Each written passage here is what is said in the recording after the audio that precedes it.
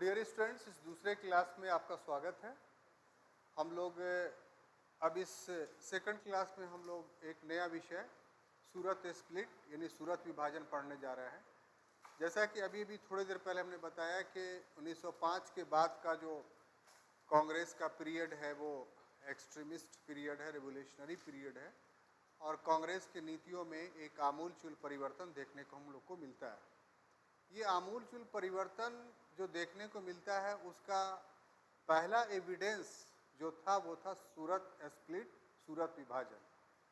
क्योंकि कांग्रेस के पॉलिसीज में जो परिवर्तन आ रहा था उसके वजह से कांग्रेस गरम दल और नरम दल में बढ़ चुका था, और ये गरम दल और नरम दल में जो बंटना था ये एक्चुअली में 1905 से ही शुरू हो गया था।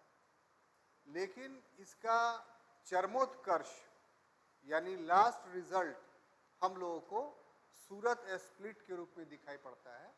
इसलिए ये परीक्षा के दृष्टिकोण से काफ़ी महत्वपूर्ण है और इस पर प्रश्न भी आते हैं, तो हम लोग अभी के क्लास में उसी को एक्सप्लेन करेंगे। देखिए, जो 1905 में जो कांग्रेस अधिवेशन होता है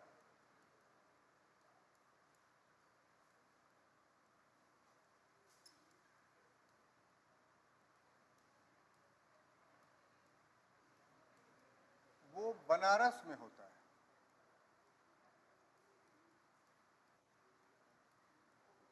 और इसकी अध्यक्षता गोपाल कृष्ण गोखले कर रहे थे।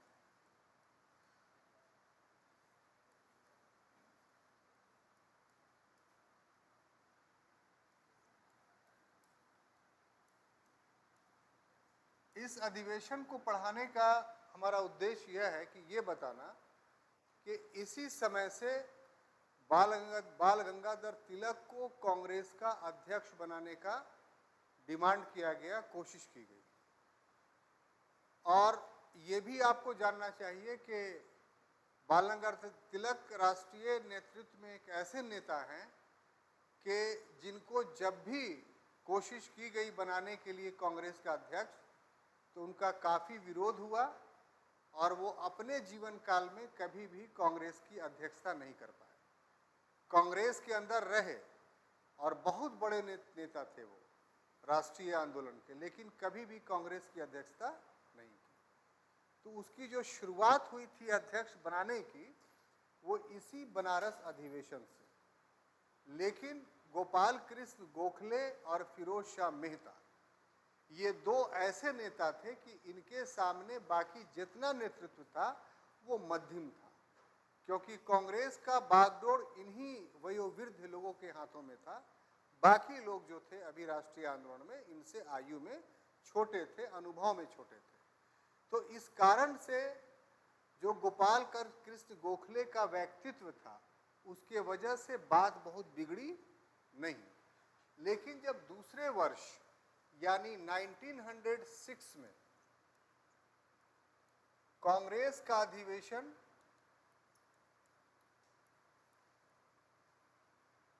कलकत्ता में हुआ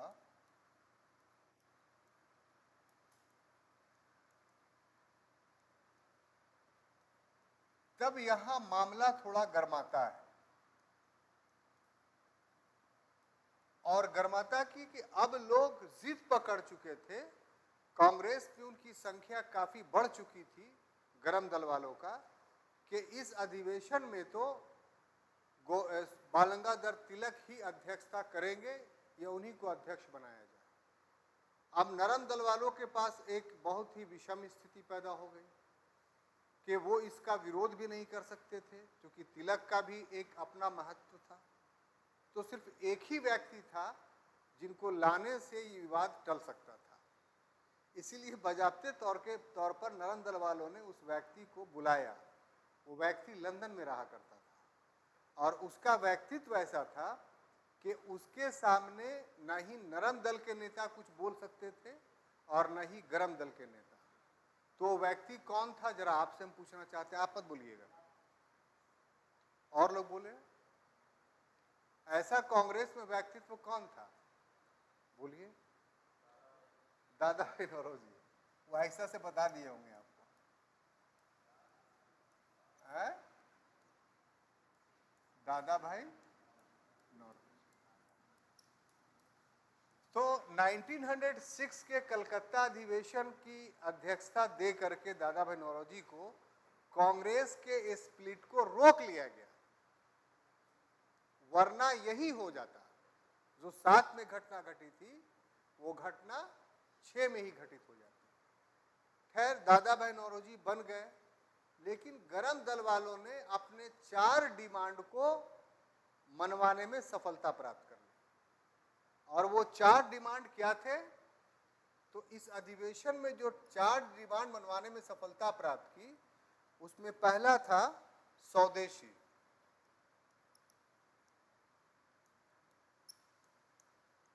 दूसरा था बहिष्कार,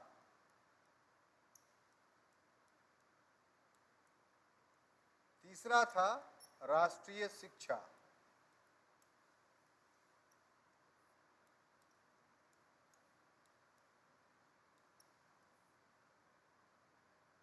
और चौथा था स्वदेशी, बहिष्कार, राष्ट्रीय शिक्षा,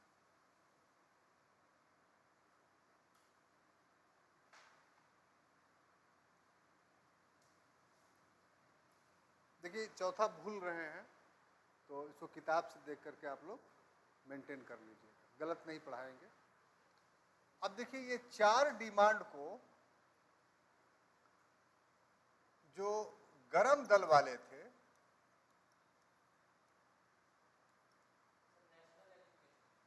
तो हो गया राष्ट्रीय शिक्षा। देखिए लाइन हम खोज लेंगे, आपसे आपको खोजने में दिक्कत होगा।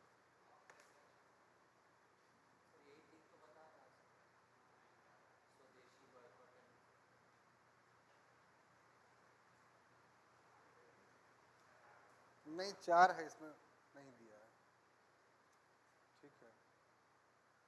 तो गरम दल वालों ने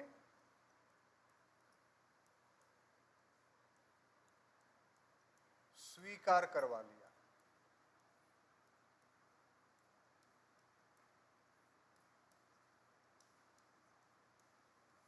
ठीक है। लेकिन ये डिमांड भी जो स्वीकार हुआ तो अस्पष्ट था, क्लियरिटी नहीं थी इसमें। इन तीनों या चारों डिमांडों को नरम दल वाले अपनी व्याख्या कर रहे थे, एक्सप्लेनेशन कर रहे थे, और गरम दल वाले इसकी अपनी व्याख्या कर रहे थे। इसमें जो सबसे बड़ा विवाद था,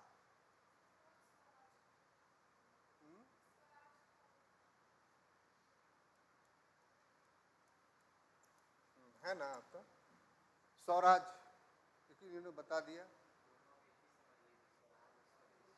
होता है। सबसे बड़ा जो विवाद था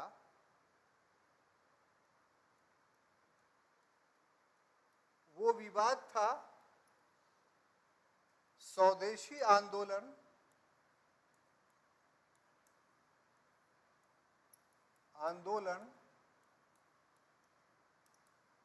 के विस्तार क्षेत्र को लेकर, एक्सपेंशन एरिया को लेकर,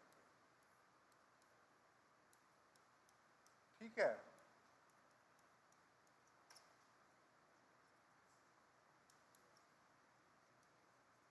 कि आखिर किन क्षेत्रों में स्वदेशी आंदोलन चले। तो इसमें विवाद क्या था साहब? तो विवाद ये था कि नरम दल वाले जो मॉडरेट थे वो इसे बंगाल तक सीमित रखना चाहते थे स्वदेशी आंदोलन को, और जो गरम दल वाले थे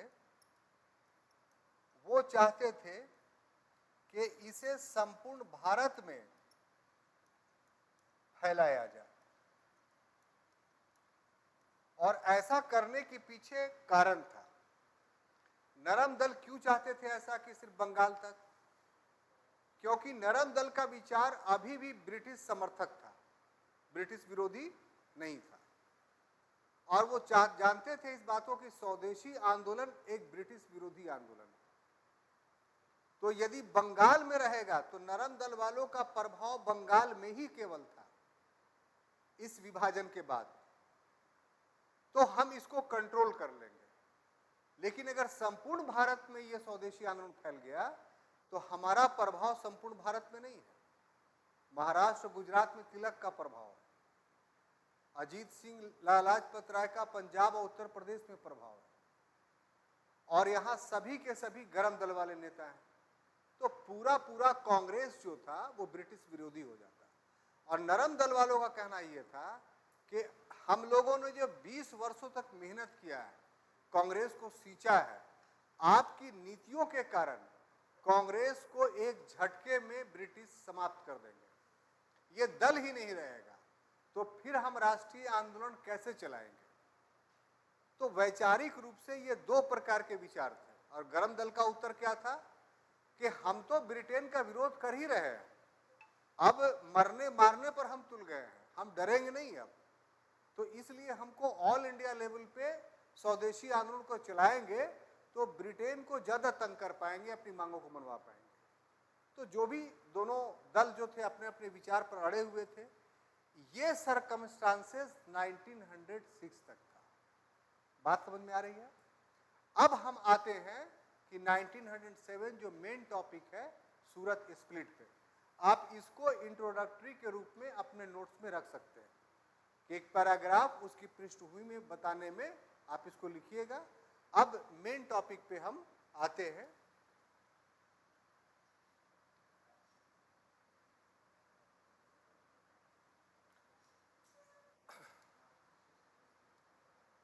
तो अब क्या हुआ साहब कि 1907 में जो कांग्रेस अधिवेशन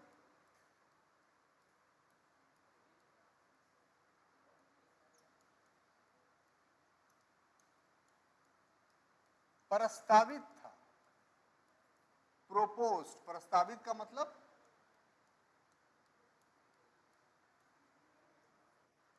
प्रोपोज्ड था, होना था, वो नागपुर में था। ये भी एज ऑब्जेक्टिव क्वेश्चन, ठीक है।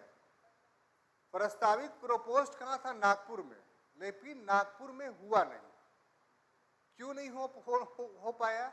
कि अभी भी कांग्रेस नेतृत्व पर जो कब्जा था वो नरम दल वालों का था, और नागपुर में गरम दल वाले प्रभावी थे। तो इनको डर था कि अगर नागपुर में होगा तो बवाल हो सकता है और हमारा प्रभाव जो है वो कम हो सकता है। इसीलिए कांग्रेस नेतृत्व जो अभी नरम दल वालों के पास था, मॉडरेट के पास था, उन्होंने इस स्थल को चेंज करवा दिया। यहाँ पर एक बात और बताना चाहते हैं, और वो ये कि स्थान का निर्णय कि अगला अधिवेशन कहाँ होगा, ये पिछले अधिवेशन के समाप्ति पर तय हो जाता था। और ये परिपाटी कांग्रेस के पहले अधिवेशन से ही शुरू हो गया था। जैसे पहला अधिवेशन कहाँ हुआ? तो बंबई में हुआ। बंबई में 9 प्रपोजल लाए गए। 9वां प्रपोजल तो यही था ना कि अगला अधिवेशन कलकत्ते में होगा। तो ये जो परिपाटी, ये जो नियम बनाया गया पहले अधिवेशन में, वो लागू रहा।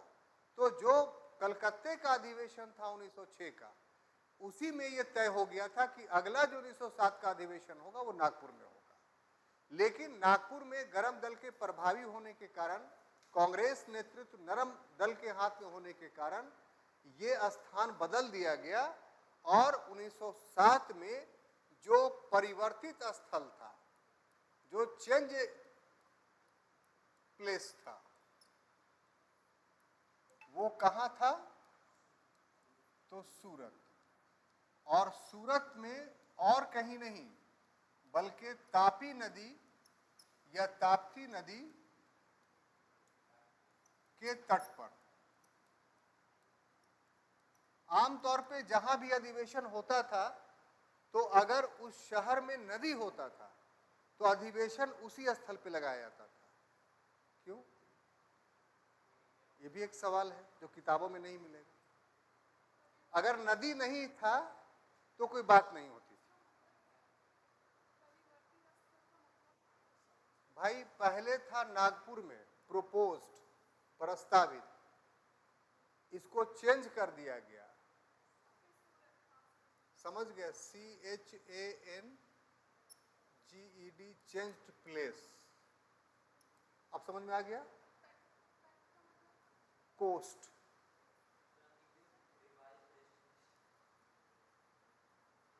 वेरी गुड, ऐसी पूछ लिया कीजिए। रिवर कोस्ट, नदी का तट, ठीक है। तो मेरा सवाल यह था आपसे कि अगर शहर में नदी नहीं है तो कोई बात नहीं, अगर नदी होती थी जिस शहर में तो अधिवेशन उसी नदी के तट पे होता था। जैसे एग्जाम्पल के तौर पर गया में कांग्रेस का 1922 का अधिवेशन हुआ तो फल्गु नदी के तट पर हुआ, यानी जो आपका वो कौन मोहल्ला है, केंदुई, केंदुई फल्गु नदी तट पर है ना, पॉलिटेक्निक तो वहीं पर हुआ था। तो उसी ढंग से जो, हाँ ठीक, आप समझ रहे हैं। तो जो सूरत में था कहीं भी हो सकता था, लेकिन नदी के तट पर ही क्यों हुआ?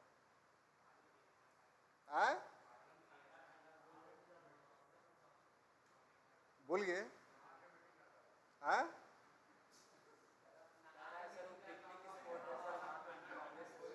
नहीं, ये सवाल आ सकता है, ये हंसी की बात आपके लिए हो सकती है, लेकिन प्रश्न आ सकता है उस समय आपके लिए टफ हो जाएगा। क्यों चुना जाता था? कुछ तो दिमाग अप्लाई कीजिए। देखिए साफ साफ बोलिए ना। हाँ ठीक आप बोल रहे हैं।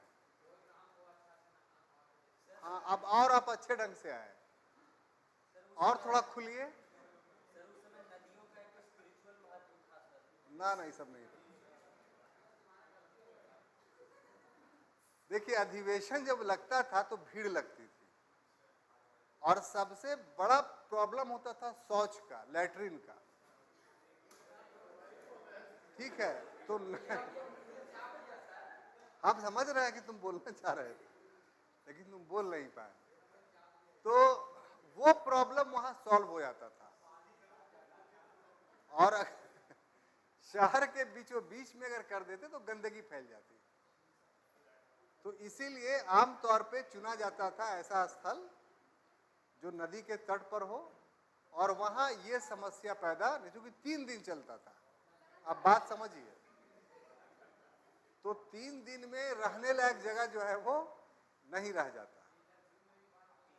हाँ तब इसलिए तो आपसे बुलवा रहे हैं हम, आप शर्मा रहे हैं। हम जिस ढंग से बात कर रहे हैं उसी ढंग से बात कीजिएगा। इंटरव्यू में तो आपसे ऐसे ऐसी प्रश्न किया जाएगा कि वैसा प्रश्न हम क्लास में करेंगे तो दिक्कत हो जाएगा। तो आप बुक वगैरह पढ़ा कीजिए इंटरव्यू वाला में, उस तरह से वैसा क्वेश्चन सीख लिया कीजिए, ठीक है। हाँ कह सकते हैं। तो सूरत में ताप्ती नदी के तट पर अधिवेशन तय हुआ, और ये 28 दिसंबर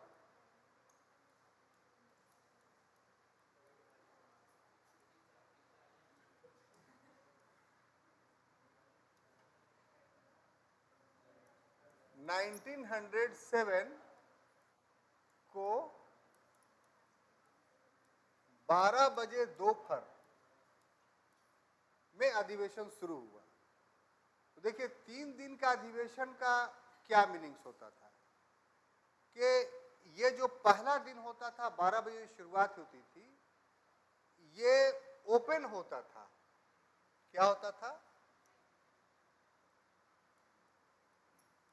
खुला अधिवेशन, माने जितने डेलीगेट्स आए हैं वो सब के सब, स्थानीय जो लोग हैं उन्हें भी बुलाया जाता था, बल्कि स्थानीय लोगों की संख्या ज्यादा रखने की कोशिश की जाती थी, और उस मंच पर सभी नेता उपस्थित रहते थे। और इस समय खुले अधिवेशन में अध्यक्ष का चुनाव होता था। सबसे पहला जो होता था किसका जो काम होता था, वो कि अध्यक्ष का चुनाव होता था, यानी अध्यक्ष चुने जाते थे। अब देखिए साहब, इसमें जो अध्यक्ष के मामले पर जो बात उभर करके सामने आई वो ये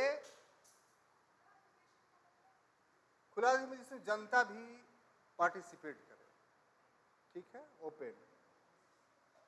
तो इसमें दो तरीके की बातें हो रही हैं। एक नरम दल वालों की बात है कि अध्यक्ष कौन बनेगा, एक गरम दल वालों की बात है कि अध्यक्ष कौन बनेगा, ठीक है।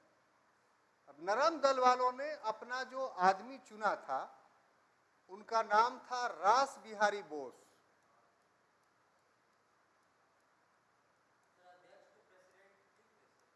लिख होता ही है,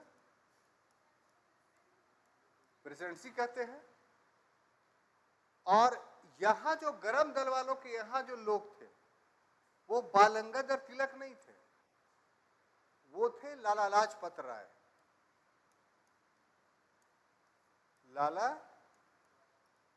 लाजपत राय समर्थित थे। ये समर्थित किसके थे? सपोर्टेड बाय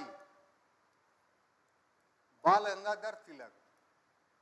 बाल गंगाधर तिलक देख चुके थे कि दो दो बार प्रयास मेरे नाम पर किया गया लेकिन कोई तैयार नहीं होता है, इसीलिए अगर हम अपना नाम नहीं देंगे बल्कि लाला लाजपत राय का नाम देंगे तो जो है लोग उसको सिलेक्ट कर लेंगे और मेरा समर्थन रहेगा। बात समझिए। जो दूसरा नाम है रास बिहारी बोस, जिसको नरम दल ने पेश किया था, वो एक्चुअली में माने विचार के हिसाब से नरम दल के नहीं थे, वो विचार के हिसाब से वो भी गरम दल के थे। ये रास बिहारी बोस वही हैं जिन्होंने लॉर्ड हार्डिंग पर बम फेंका था, उसके नेता थे ये, तो आप इनको नरम दल का कह सकते हैं। और ये वही हैं कि सभी पकड़ा गए लेकिन ये बच गए। और ये वही हैं कि जिन्होंने 60,000 का इंडियन नेशनल आर्मी बनाया था और सुभाष चंद्र बोस को सौंप दिया था, जिससे आजाद हिंद फौज बना। तो ये तो पूरा कैरियर मैंने आपको बता दिया कि उग्रवादी थे ये, कोई काम इनका शांति का नहीं था। इसके बावजूद भी नरम दल वालों ने क्यों चुना इनको कि हम भी जो कैंडिडेट दे रहे हैं वो मेरे विचार का नहीं है, ठीक है, तुम्हारा ही आदमी चुन रहे, लेकिन तुम्हारे द्वारा दिए गए आदमी को हम नहीं चुनेंगे। क्यों? क्योंकि इससे मेरी प्रभुता खत्म हो जाएगी कांग्रेस पर। तो ये लड़ाई किसका था? मतलब सीट पे कब्जा करने का। यहां जो इन्होंने किया तो ये भंडा खुल गया कि लाला लाजपत राय जो है एक्चुअली में मुंह है, पेट जो है बाल गंगाधर तिलक है। तो इसलिए इनका जो है वो विरोध हुआ। विरोध जब हुआ तो मजे की बात है कि बाल गंगाधर तिलक ने राय का नाम वापस ले लिया, ठीक है, राय का नाम क्या किया? वापस ले लिया कि ठीक है, हम जो आदमी दे रहे हैं हम वापस लेते हैं, लाला लाजपत राय अध्यक्ष नहीं बनेंगे। क्यों? क्योंकि कांग्रेस में फूट नहीं पड़े। बात समझिए। और रास बिहारी बोस क्या हो गए? सॉरी, ये अध्यक्ष बन गए, ठीक है। इस प्रकार से जो सेशन शुरू हुआ उसमें पहला जीत जो हुई वो नरम दल वालों की। क्यों? क्योंकि उनके द्वारा जो प्रोपोज्ड आदमी थे रास बिहारी बोस, वो 1907 के कांग्रेस के सूरत अधिवेशन के अध्यक्ष बन गए। लेकिन बात बिगड़ी कहां से वो देखिए, हम एकदम सिस्टम के तहत आपसे चल रहे हैं।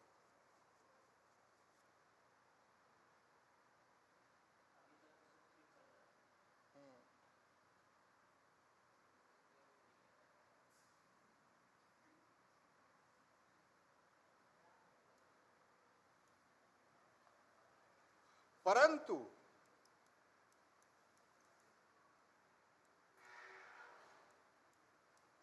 गरम दल वाले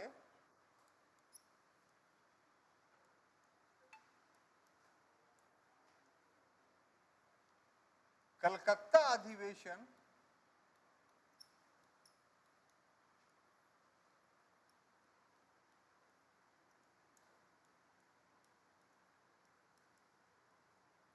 के 4 प्रस्ताव को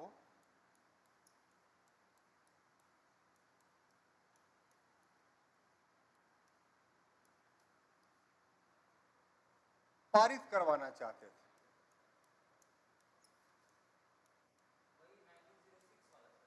हाँ,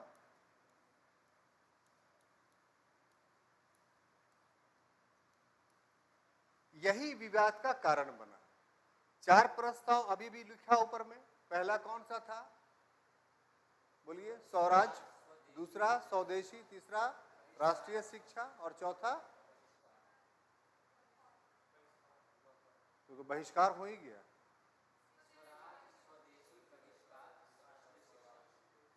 फिर से पढ़िए। हाँ ठीक है। स्वदेशी, स्वराज, बहिष्कार और नेशनल। तो इसमें बताया था भी आपको कि उसमें विवाद क्या था कि स्वदेशी आंदोलन बंगाल में चलेगा, ये नरम दल वाले कह रहे थे, और गरम दल वाले क्या कह रहे थे कि नहीं संपूर्ण भारत में चलेगा। क्यों? इसका एक्सप्लेनेशन कर दिए। अब यहां जो मामला आया ये कि क्यों पास करवाना चाह रहे थे, फिर एक बार हो ही गया था तो उसका जवाब ये है कि कांग्रेस जो अपने अधिवेशन में पास करती थी वही आंदोलन साल भर चलता था।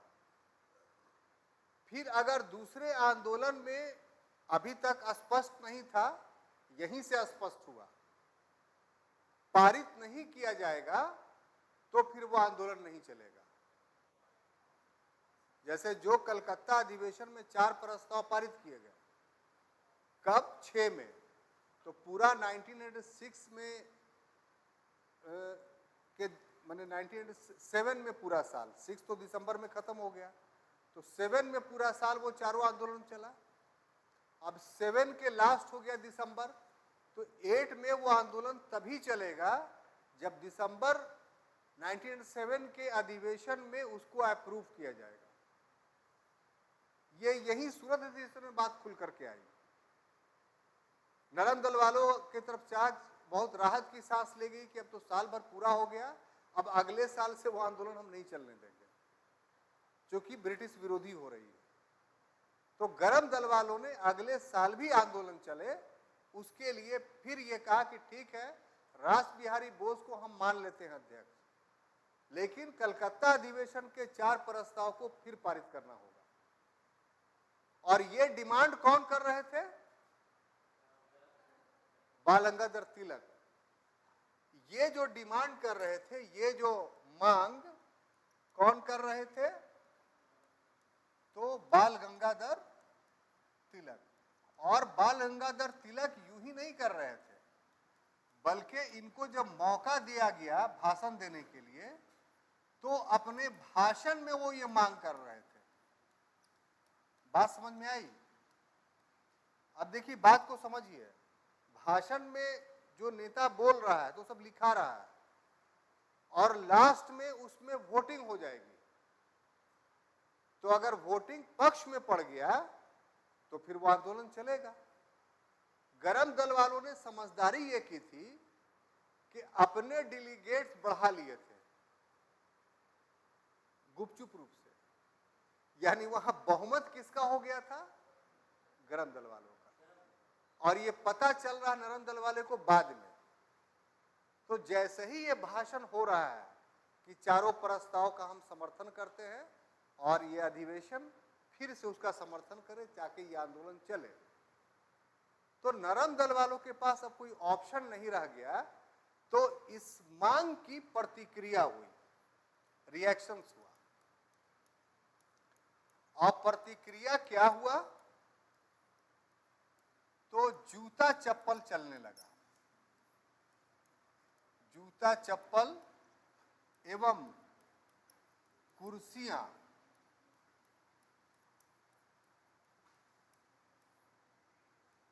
फेंकी जाने लगी। फेंकी माने इस अधिवेशन को समाप्त करने के लिए। तो शुरुआत किसने किया ये पता नहीं चल पाया, लेकिन जब एक चल गया तो दूसरा पक्ष भी चलाने लगा। तो हद ये हो गई कि स्टेज पर बैठे हुए फिरोज शाह मेहता नाम आता है और सुरेंद्रनाथ बनर्जी, इन दोनों के गाल पर जाकर के एक एक चप्पल लग गया। जब लगा तो बवाल और बढ़ गया। अंत में क्या हुआ कि अंत में साहब पुलिस बुलानी पड़ी और पुलिस ने सभा स्थल को खाली करवाया कि हटो तुम लोग, बहुत हो गया। पुलिस को मौका मिल गया कि हिंसा हो रहा है, आपस में लड़के मर जाएगा, इसलिए खाली करो। इसका मतलब क्या हुआ कि सूरत अधिवेशन फ्लॉप हो गया। आप किताब में देखिएगा तो सूरत 1907 का अधिवेशन नहीं लिखेगा कोई किताब। यही अधिवेशन मुंबई में फिर किया गया और रास बिहारी बोस को ही अध्यक्ष बनाया गया उसका भी। और वहां जो महत्वपूर्ण काम हुआ वो ये कि गरम दल वालों को निकाल दिया गया कांग्रेस से, और अब कांग्रेस पे पूरा पूरा नरम दल वालों का कब्जा हो गया। बात समझ में आई? और उस समय से लेकर करके कांग्रेस 1915 तक, 1915 ईस्वी तक निष्क्रिय रही, कोई काम नहीं किया। तो ये था सूरत अधिवेशन। तो हम समझते हैं कि जितनी तिथियां, जितने नाम, ये जितना एक्सप्लेनेशन इसमें होना चाहिए, सभी मैंने आपको बताया। अब थोड़ा सा समय और रह गया है, 5-15 मिनट, तो उसमें एक और टॉपिक, क्योंकि मेरा उद्देश्य ये है कि फ्रीडम स्लोगन मूवमेंट जितना जल्दी हो ख़त्म करें। तो आज पहला क्लास है, 2 क्लास और बच रहे हैं इस सप्ताह के, जो ज़्यादा दिन चलेगा। तो जितना ज़्यादा हो इसमें हम बढ़ते हैं आगे, जो बचेगा उसको अगले सप्ताह में कोशिश करके हम लोग एंशिएंट में आएंगे।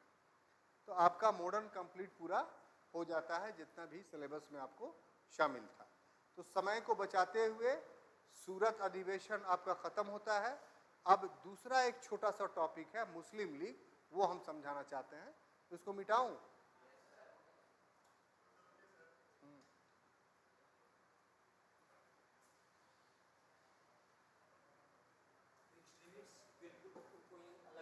हाँ, पढ़िए ना, इस सप्ताह में सब आपको समझ में आ जाएगा। जो लिए हुए हैं ना वो बेकार लगेगा आपको। हाँ, दिक्कत ये कि मेरे सामने की कोई चल नहीं पाता है, चाहे आदमी हो या किताब हो।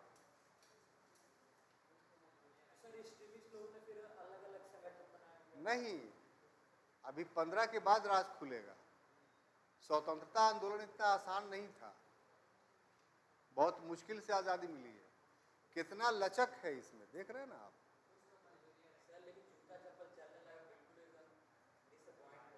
हाँ, हो गया। तो अब दूसरा टॉपिक, मुस्लिम लीग की स्थापना।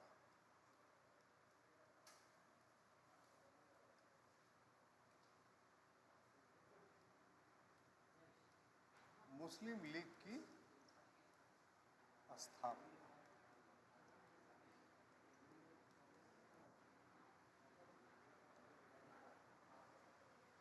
देखिए, भारत में ब्रिटिश सत्ता इतना लंबा समयों तक जो बना रहा, उसके पीछे उसकी सबसे बड़ी नीति जो उत्तरदायी थी, अकाउंटेबल थी, वो नीति थी डिवाइड एंड रूल की, बांटो और राज करो। तो डिवाइड एंड रूल की ये पॉलिसी कोई नई पॉलिसी नहीं है, ये भी आधुनिकता की देन है। पहली बात तो ये। दूसरी बात ये कि अंग्रेजों ने डिवाइड एंड रूल की ये पॉलिसी ऐसी बात नहीं है कि 20वीं शताब्दी में ही अपनाई, बल्कि छुपे रूप से ये पॉलिसी उसके यहां आने के साथ ही शुरू हो गया था। और वो कैसे? तो राजनीतिक प्रभुत्व स्थापित करने के लिए भारत में सबसे पहला युद्ध अंग्रेजों ने जो लड़ा वो कौन सा था? बैटल ऑफ प्लासी, 1757, 23 मार्च। तो बैटल ऑफ प्लासी में ही इस पॉलिसीज को खेला गया, डिवाइड एंड रूल। कैसे खेला गया जरा बताइए तो आप, आपको पढ़ाया है ना। बैटल ऑफ प्लासी में डिवाइड एंड रूल की पॉलिसीज को कैसे इंप्लीमेंट किया गया आप बताइए। Very good. मीर जाफर को मिला लिया गया जो मुख्य सेनापति था। मीर जाफर मिल क्यों गया? तो बोला गया तुमको हम नवाब बना देंगे। इसके अलावा जगत सेठ दो भाई थे, जगत सेठ बंधु, महताब चंद राय और स्वरूप चंद्र राय। अमी चंद, अमीन चंद नहीं, अमी चंद। ये सब जगत सेठ, अमी चंद जैसे लोग ने ये देख लिया था कि नवाब रहेगा तो उससे हमारा हित नहीं सधेगा, ये ईस्ट इंडिया कंपनी आ जाएगी तो उससे मिलके जो हम व्यापार करेंगे तो ज्यादा फायदा होगा हमको। इसलिए ये शक्तियां नवाब के खिलाफ हो गई। तो इनके विचार पहले से थे, अंग्रेज जब तक से बंगाल में नहीं आए तब से।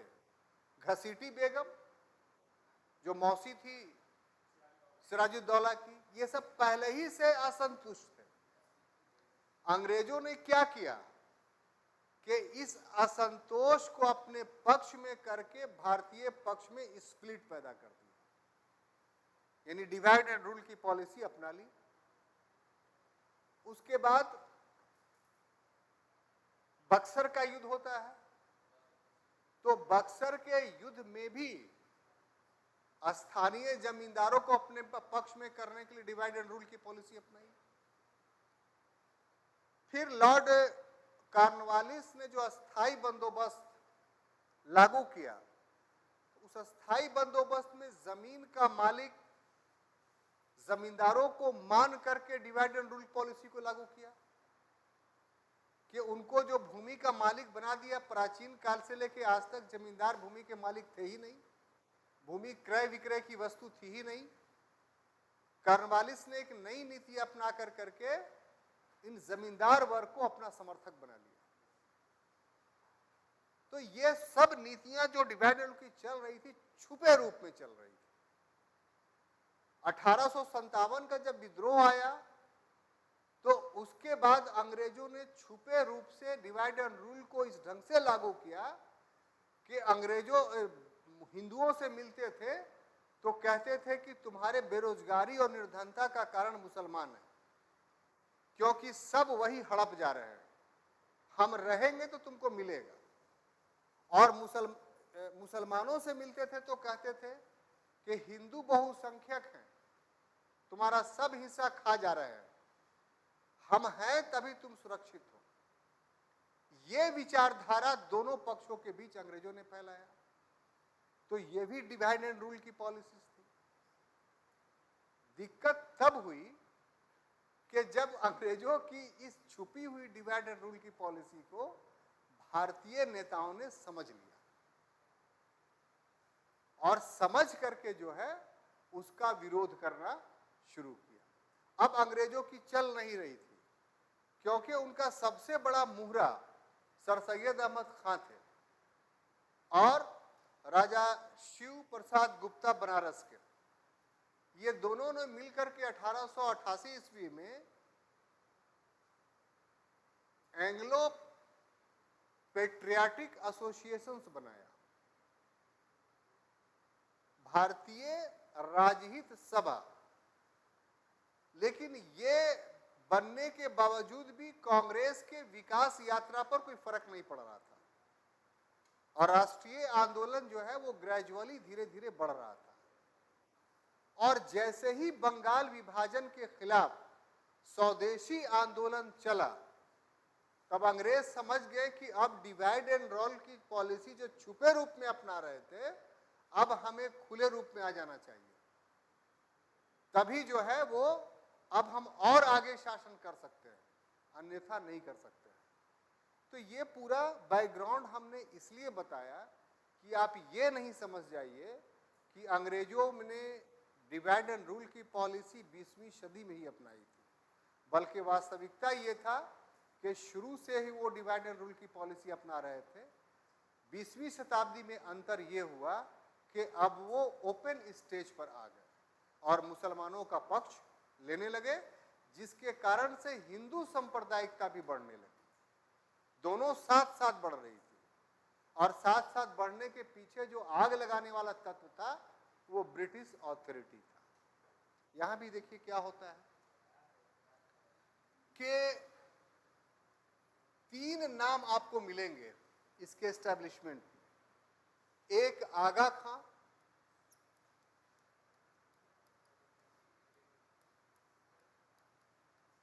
एक सलीमुल्लाह,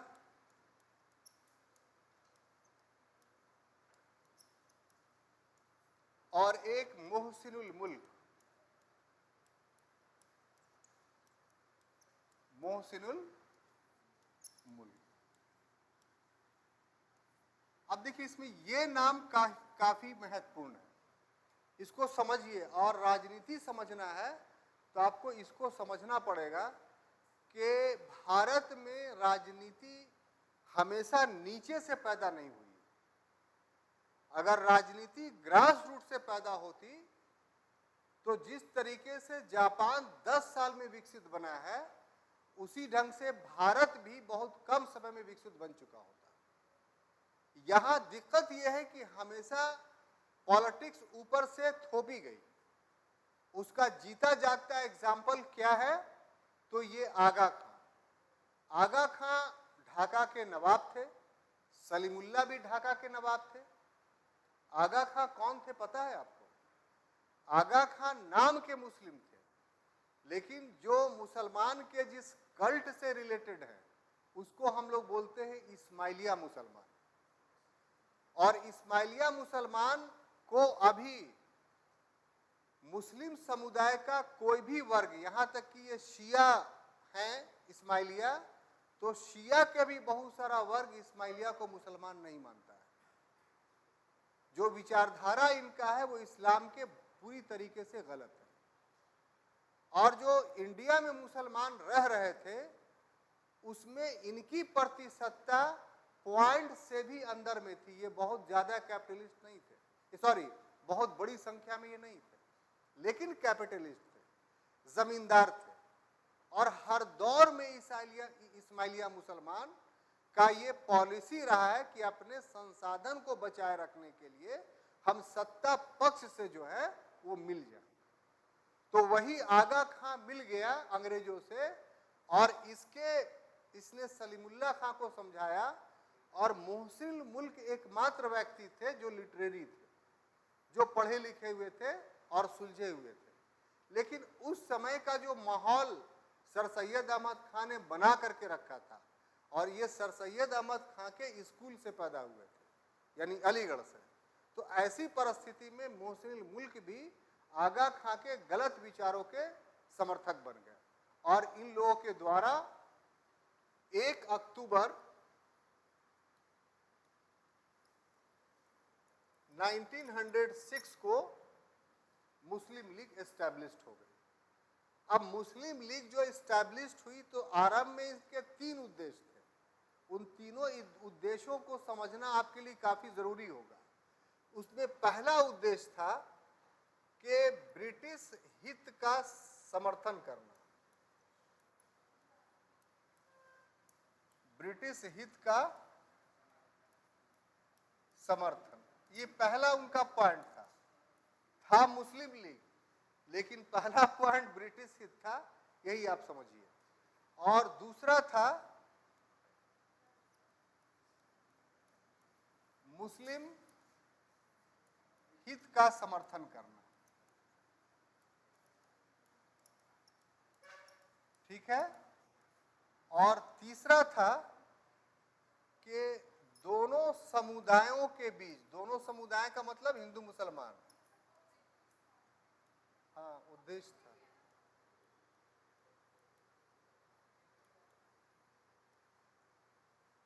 दोनों समुदाय के मध्य समन्वय, कोऑर्डिनेशन, यही 3 ऑब्जेक्ट्स थे उसके। ठीक है। अब मुस्लिम लीग ने 1906 में एस्टैब्लिशमेंट के बाद अगला जो घटना घटती है, हाँ, लॉयल्टी टुवर्ड्स ब्रिटिशर्स। ये 1908 में अमृतसर अधिवेशन होता है। किसका? मुस्लिम लीग का।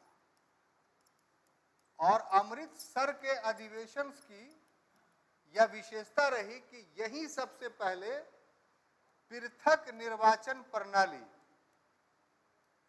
मुसलमानों के लिए मुस्लिम लीग ने मांग की। और एक्चुअली में ये लॉर्ड मिंटो द्वारा उत्प्रेरित था। आगा खाओ कहा गया कि तुम मेरे पास आओ शिमला में, एक मेमोरेंडम दो, हम मान लेंगे। तो समन्वय, कोऑर्डिनेशन।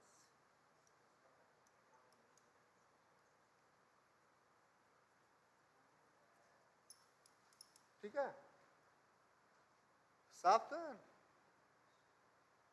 ठीक है। तो इन्होंने शिमला में एप्लीकेशंस दिया और 1909 का मॉर्ले मिंटो सुधार हो रहा था और उसके बाद जो है वो पृथक निर्वाचन प्रणाली एक्सेप्ट कर लेगी। यही तक लोग पढ़ाते हैं। लेकिन इससे जुड़ा हुआ एक और चीज है जो लोग नहीं पढ़ते हैं, ये पढ़ाते हैं, और वो है अहरार आंदोलन। ये भी 1909 में बना। कब? 1900, मतलब जिस साल कॉमनल अवार्ड, सॉरी माने मुसलमानों को आरक्षण दिया गया, उसी समय मुसलमानों के द्वारा अहरार आंदोलन चलाया गया और ये बहुसंख्यक मुसलमानों का आंदोलन था। जिसके नेता कौन थे? तो इसमें नेतृत्व था मौलाना मोहम्मद अली। मोहम्मद अली जिन्ना मत समझ लीजिएगा।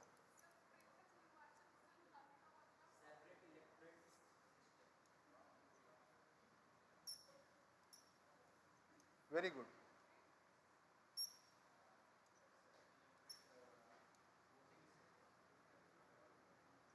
ठीक है। मौलाना मोहम्मद अली, इन्हीं के भाई थे मौलाना शौकत अली।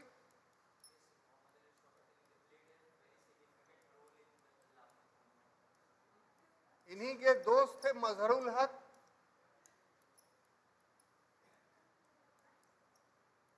और अभी बच्चा एक था मौलाना आजाद, बहुत उम्र नहीं हुआ था।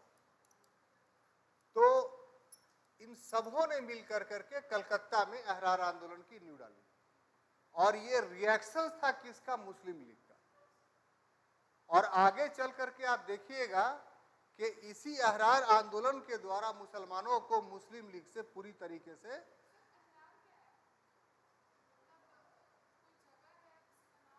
नहीं कुछ नहीं है, ये शब्द है।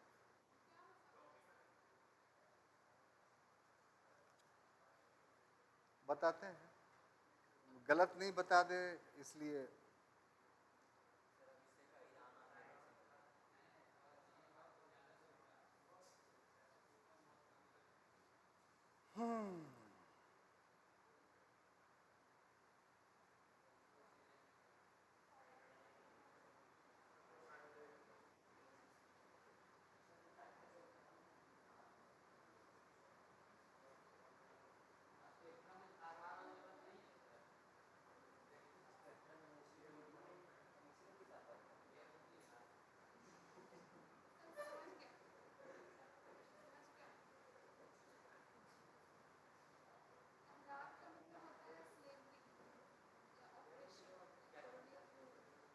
मिल गया।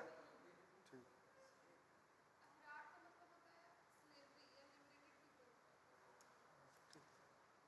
तो ये बात समझ में आई आपको?